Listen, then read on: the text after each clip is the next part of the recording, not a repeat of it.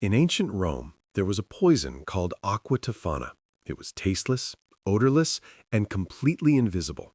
You could slip it into a man's wine, and he would drink it with a smile, go to sleep happy, and be dead within 4 days. The genius of the poison was that the victim never knew he was under attack until it was too late. Today, in the modern economy, millions of people are drinking a financial version of this poison every single morning. They look at their bank accounts and wonder why, despite working harder than ever, they can never seem to break free. They make decent money. They aren't betting it all on black at the casino. Instead, they are dying a slow financial death caused by 7 invisible habits. These are behaviors so subtle, so ingrained in our culture, that you probably don't even realize you are doing them right now. These habits are the silent chains that keep the middle class trapped in the rat race, running on a wheel that never goes anywhere. Today, we are going to make the invisible visible. We are going to expose the 7 psychological poisons that are draining your wealth so you can finally put down the glass and walk away. The first invisible habit is the identity purchase. We live in a world that has convinced us that we are what we buy.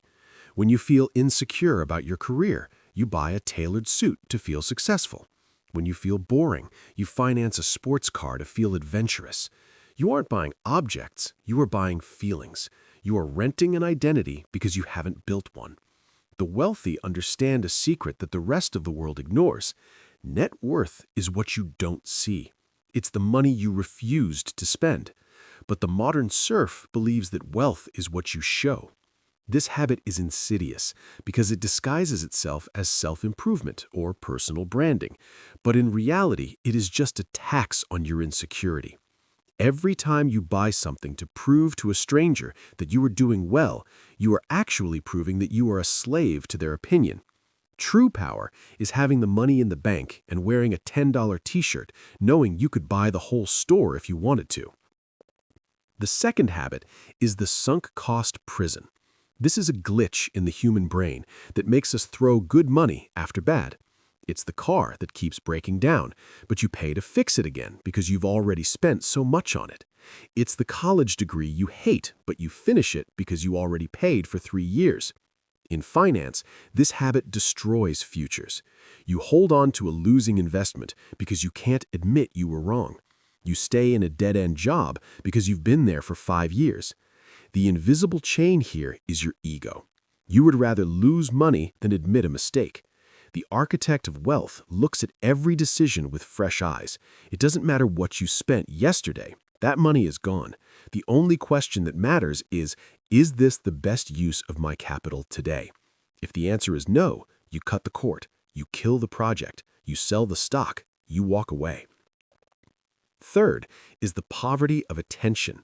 There's a saying that poor people spend time to save money. Rich people spend money to save time. The invisible habit here is valuing your time at 0. You will drive 20 minutes out of your way to save 3 cents on gas. You will spend 4 hours searching for a coupon code to save $10. You tell yourself you are being frugal, but you are actually telling the universe that your life has no value. If you spend 3 hours to save $30, you are valuing your life at $10 an hour. You can always make more money, but you can never make more time. When you start guarding your time like it is gold, you stop doing low-value tasks. You start automating, delegating, or simply deleting things that don't move the needle. Wealth is a product of focus, and you cannot focus on building an empire if you are focused on saving pennies. The fourth habit is the tomorrow trap, also known as hyperbolic discounting. This is the biological inability to empathize with your future self. To your brain, the you of 10 years from now is a stranger. You don't know him, you don't care about him, so why should you save money for him? You eat the cake today because you get the sugar and he gets the diabetes. You spend the paycheck today because you get the dopamine and he gets the poverty. This isn't just a lack of discipline, it's a lack of imagination. The habit that keeps people poor is viewing life as a series of disconnected days rather than a continuous arc. The wealthy treat their future self as their most important business partner. They make sacrifices today to make sure that partner is powerful tomorrow. If you cannot visualize the future, you cannot build it. Fifth is toxic loyalty. Corporations rely on your laziness.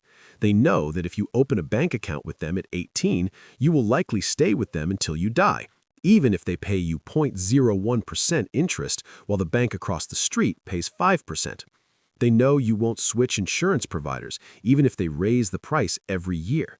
They know you will stay at your job for a 3% raise when you could leave and get a 20% bump elsewhere.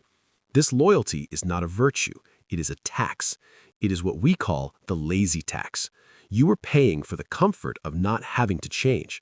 The system is designed to punish loyalty and reward mercenaries. You must treat every service provider, every bank, and every employer as a temporary alliance.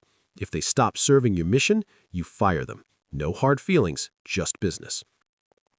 The sixth habit is the echo chamber. You are the average of the 5 people you spend the most time with. This is a cliché because it is scientifically true. We have mirror neurons in our brains. We subconsciously mimic the behaviors, speech patterns, and spending habits of those around us.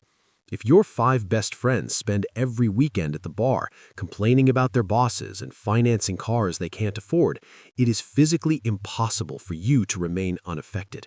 You will normalize their poverty. You will think that debt is normal because everyone has it.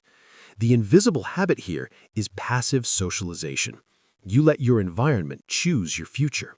To break free, you must ruthlessly curate your circle. You don't need to cut off your old friends, but you must dilute their influence. You need to be in rooms where people are talking about ideas, assets, and growth, not people and problems. Finally, the 7th and most dangerous habit is the undefined enough. Most people are running a race with no finish line. They think, if I just make more money, I'll be rich. But because they haven't defined what rich means, their lifestyle just expands to swallow the new money. This is the lifestyle creep. You get a raise, so you get a better apartment. You get a bonus, so you get a better car. You are running faster and faster, but the horizon keeps moving away. Without a defined number, a specific freedom number, you are easily manipulated by advertisers who tell you that the next level is where happiness lives. It's a lie. The habit that makes you wealthy is defining exactly what you need to be free, and then ruthlessly ignoring everything else. These 7 habits are the invisible bars of your prison cell. You can't see them, but you can feel them every time you swipe your card or check your balance. Breaking them requires more than just a budget app. It requires a philosophical revolution in your mind. It requires you to wake up and realize that the game is rigged to keep you asleep. If you are ready to wake up, if you are ready to stop drinking the poison, I want you to leave a comment below. Type the word awake. Just that one word. It tells me that you see the chains now. It tells me that you are ready to stop being a passive victim of your psychology and start being the active architect of your wealth. Type awake in the comments. And if this video helped you see the invisible, hit the like button so we can spread the antidote to more people. Make sure you are subscribed to Limitless Wealth because we are just getting started. In the next video, we're going to talk about the first million and the mathematical tipping point that changes everything. You don't want to miss it. I'll see you there.